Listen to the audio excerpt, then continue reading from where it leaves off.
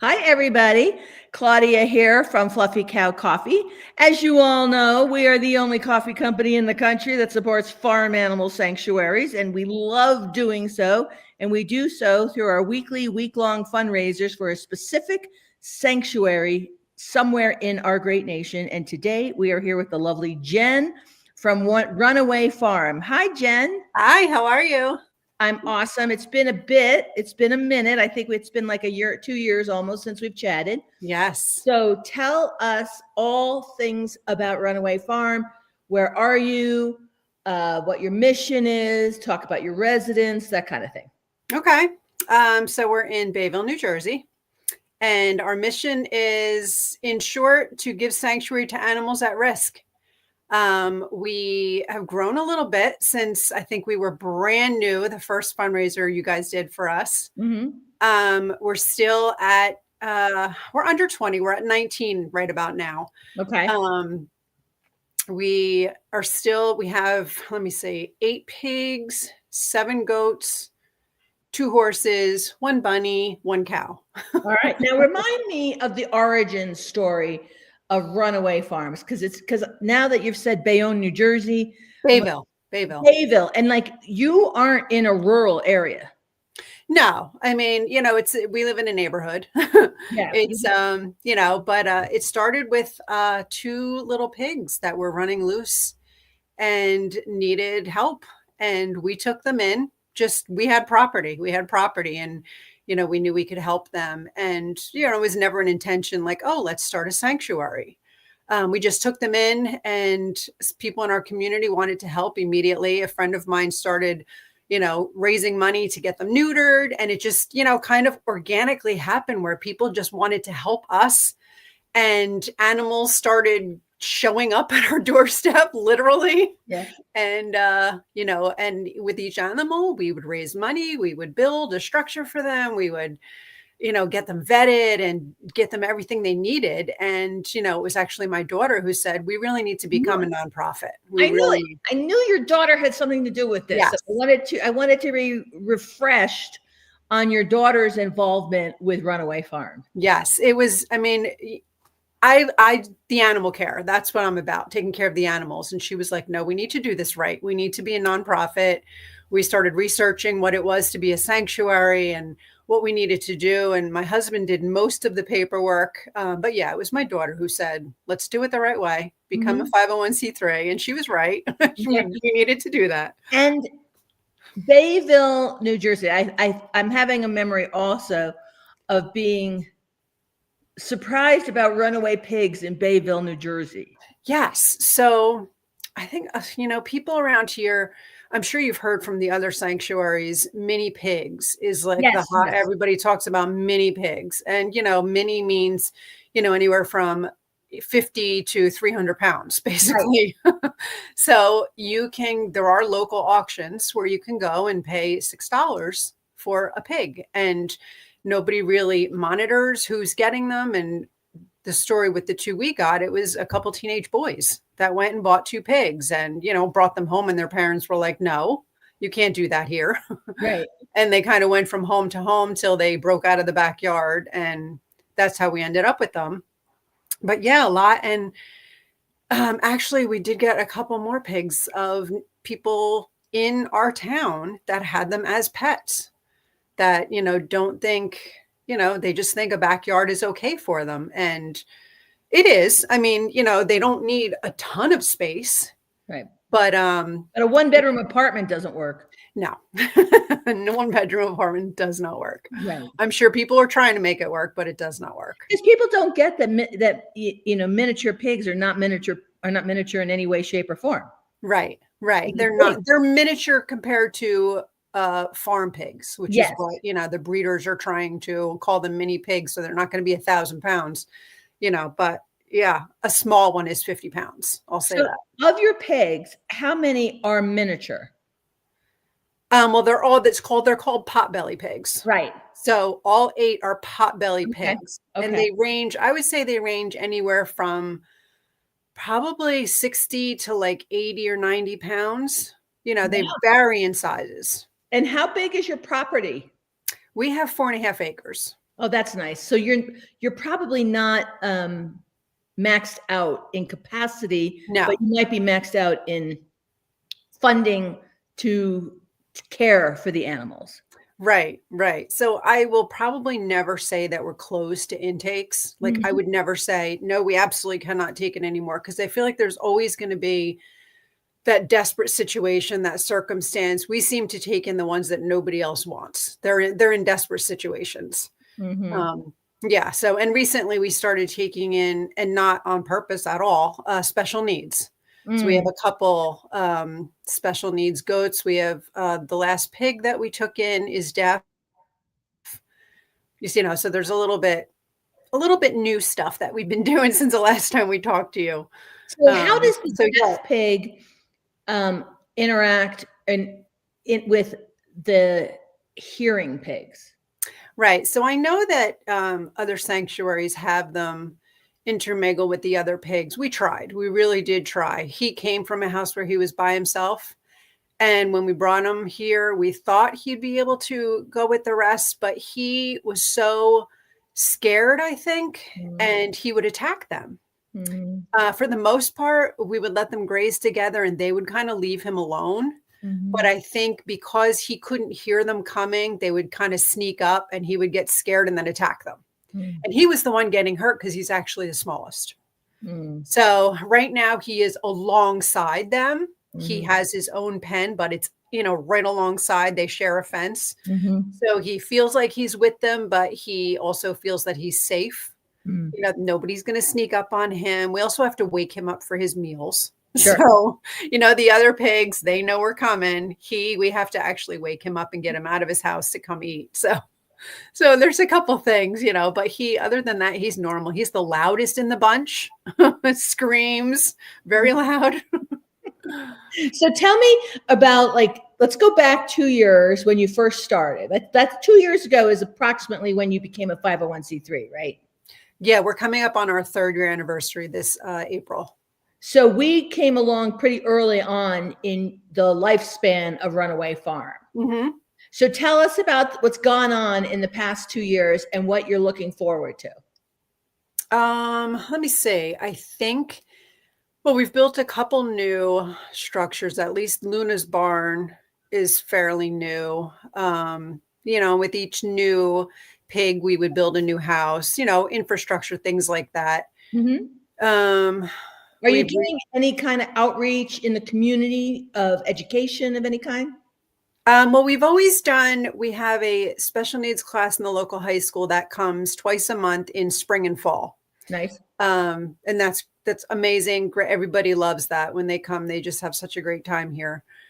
We recently had 2 classroom teachers that signed on as like virtual class pets. They sponsor an animal and Mhm. their kids get to learn about the animal and what it's like for them to live in sanctuary and why there's a need for sanctuaries. Mhm. What else? We've partnered with Costco actually. So every week, I had no idea they did this until I saw somebody share it on Instagram. A vegan activist was getting donations from Costco and delivering them to a sanctuary. I had no idea. So we called them, and as long as you're a nonprofit animal sanctuary, they donate to you. So we go there and get a pallet of food that's either expired or not selling great, or the bag was ripped open, and it's amazing food and it saves us so much money. Oh my gosh, that's awesome. Like, what kind of food is Costco providing? Produce, Oh, all that's vegetables and fruit. awesome. Oh, it's amazing. It's amazing. Um, That's unbelievable, like, how much that must save you. yes, yes. And how often do you go do a Costco run? Once a week. No way. Once a week. They'll text us or call us when the pallet is ready because of course, they have to scan everything. Right. And it's actually helping them be more sustainable. So Yes. yeah. Yeah, it's a That's great fantastic. I partnership with bet them. so many people, and is it Costco corporate or is that individual store near you doing it? All of them do it because the one that I saw posted was actually a little bit further north, and then we reached out to the one that was local to us, and Yeah. yeah, they all do it. They all do it. Honestly, I Jen, this know. is like the pearl of today. I know, and I can't tell you how many places we went when we It's really the pigs. Pigs need the produce every day. And the places I went trying to get donations of, food stores, stuff that is expired, stuff that they're Yeah. just going to throw away anyway. And most of them won't do it. So I was surprised that Costco would. I was like, this is amazing. That is amazing. Like I can't, like the cost savings is extraordinary. Yes. And Yes. it's so helpful to release funds for other purposes when you have produce being supplied by Costco. That's wonderful. Yes. That's It is very amazing. resourceful, Jen. I know, I know. And believe me, it's just because somebody else posted about it. I had no idea that Costco did that. We got to post about it. Yeah. I mean, and is it for dog and cat rescues as well as farm animal sanctuaries or I sanctuaries? don't know. I mean, I don't think it's specific to farm sanctuaries. I think it's specific to, well, I mean, it's not for human consumption, Right. so it's, yeah, I mean, I guess they would help anyone with animals that would, as long as you're a nonprofit. Yeah. But really, it's farm animal sanctuaries need produce. Like dogs Yeah. and cats don't really eat produce particularly. Right. Yeah. Yeah. So that's spectacular. Yeah. And so you've gone from the 2 pigs that you started with 3 years Mhm. ago, Yeah. and you have 8 pigs. Now we have 8 pigs, all from different situations. We've had, well, all of them. People have reached out to us looking for help. Mhm. Neglect situations, just, broken up families, just Mhm. any, all different situations. And are you loving your new life as a farm animal sanctuary Yes. uh, runner of a farm animal sanctuary? Yes, it is a lot of work, but Yes. there's not, You have volunteers. we have one regular volunteer that comes, weekends. She'll Okay. come and help us. Yeah, we should really definitely need more. It's a lot of work. It's a lot of work. It's actually an extraordinary amount of work. I Yes. mean, farm animal sanctuaries are 24/7. You never get a break. No. The animals always need you. Yep. And, you're just doing God's work here, Jen. It's I great. know. And we have our 3-year-old grandson that absolutely loves to scoop poop. He thinks it is the best thing in the world. So I'm like, I'm prepping you, bud. Fantastic. That is fantastic. Now tell me about like what does 25 and 26 look like? What are your plans for the sanctuary? I feel like we never plan. You're always reacting. Yes. Yeah. Yes. So like I don't seek out animals to take in. There's no big projects that we have to do. We always do a spring fundraiser where we have an open house type thing. So for our anniversary, we'll have some vendors, we have music and no charge. People can come, all of our supporters, and visit with the animals and just have a nice day and see what we're doing here. That's great.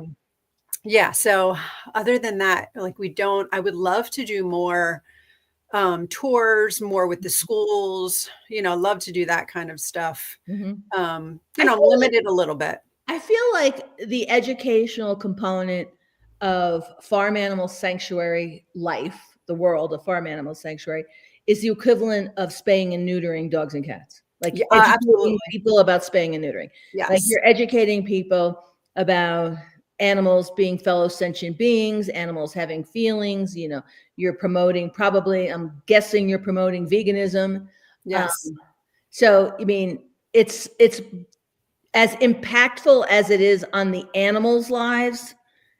The real impact is in the education of humans. Yes, which is so like that was one of the surprises for me, I think, because when we started, it was just for the animals to take care of the animals. And, we wanted it to be where people can come and enjoy and learn from the animals. And that was like the part where I was like, wow, people really are learning. And we actually had a 4-H group reach out to us, and they want to bring the kids here and teach them the other side. They know the market side, the competition side. They Right. have no idea that sanctuaries are even necessary. Right. So That they yeah. exist and that they're necessary. Yes. And the need, it far exceeds what all of you together can do. The need Mhm. far exceeds. So it's education is what is going to put a dent in the overpopulation and mistreatment of animals. Yes, absolutely. Yeah. I mean, we get calls right now. The big thing is chickens. You know, everybody wants their backyard chickens, and they have no idea the amount of work that it takes. Right. And chickens actually is one thing that we don't have here, but I network. And when people contact me, I don't just say, sorry, can't help you. I'm like, here's a bunch of places you can contact. Let me know if you need any more help. Mhm. You know, we always try to network with each other to get animals placed. Which is what, Beth and I always talk about, how much we love the interconnectedness and interdependency of the web of thousands of farm animal sanctuaries, how you all support each other. It's not competition. We're all just trying to save animals. Right. It's great. Now, Jen, we gotta pivot. We gotta talk about the fundraiser. So a couple things since the last time we did a fundraiser. Which coffee did we send you? The dark roast, I think. Actually the medium and the dark roast. So you saw the fantastic new packaging. Yeah, they're so cute. Yeah. I know. So you had Incognito, and then you had Deja Mu. Delicious. So yes. The fundraiser, as just to let your fan base know, is we donate $2.50 for every item sold on the website during the course of a week that began Monday morning and Sunday at midnight. And if you don't drink coffee, the coffee's damn good, but if you don't drink coffee, we have tons of swag. We have species specific swag. We have fun swag. And then another thing is Beth will provide you with a shortened URL so that even after the fundraiser, so say you have a fan who wants to do a subscription of 3 bags a month. Every time that subscription goes, we donate to you and we pay you quarterly as an going forward annuity. And then the last thing I wanted to mention was one thing we're trying to do this year with our partners, should you be interested, is we will pay you to represent Fluffy Cow at a vegan fest or a market or green market. Oh, amazing. Or we'll send you a bunch of product and you'll sell it, and we'll donate $5 a bag per item. Nice. And we'll also pay you for your time. Nice. Wonderful. Right? Yes. Like that, we started it last year in San Jose. I think we wrote a check for $1,000. Like this is oh wow! And there's a vegan market that we've done before, and actually that's who I found out about Costco through. So yeah, and she does this. There's a sanctuary there every month. She invites us all the time, so that would be great. Yeah. Yes, absolutely, 100%. Okay, now Jen, the other thing. So we got to do the call to action. It's Wednesday. We have 4.5 more days left for the fundraiser. And we really want to do a great job for you guys because you guys have done such a great job. So we got to get the word out, spread the word to get people to buy, subscribe. Really enjoy fantastic coffee. And key question though for you, Jen, is like, what kind of impact would like a $300 donation have? Amazing. I mean, in the spring, we have not only vaccines, but checkups, just well checkups with the veterinarian, and all of the pigs get their hooves done, which that is very costly. So it would make a huge impact. All right. So Jen, we have our work cut out for us. We have 4.5 more days to spread the word, get people to buy, so we can get those hooves taken care of. Yes. Awesome. All right, Jen, I can't wait. We can't wait to write you a check on Monday or Venmo you, however you want. We'll continue to chat about Vegan Fest if that's something that you're interested in. And in the meantime, sell. And I want to write you a big old check. Thank you so much. All right. You have a wonderful weekend. You too. Thank you. Okay. Bye. Bye.